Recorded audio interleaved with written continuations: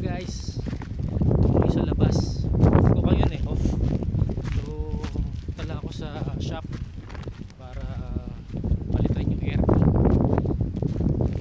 Kasi kaya nung aircon nabili ko na portable yung room ko. Ngayon ang temperature ngayon dito sa Boracay, Oman ay 46 degrees Celsius. Yan, sobrang init, no? Sanay na so kayang-kaya na. Parang ano nga medyo humid. Yan.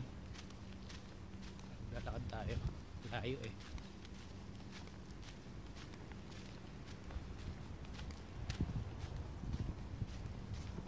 Ayun. Masyadong madaldal kaya isip pa na sasabihin.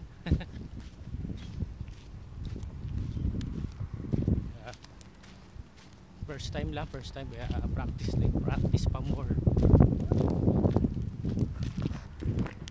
Kaya mga ka-work ko to nandun parang tinatawag yata ako. Sige, mamaya na kasi ulit.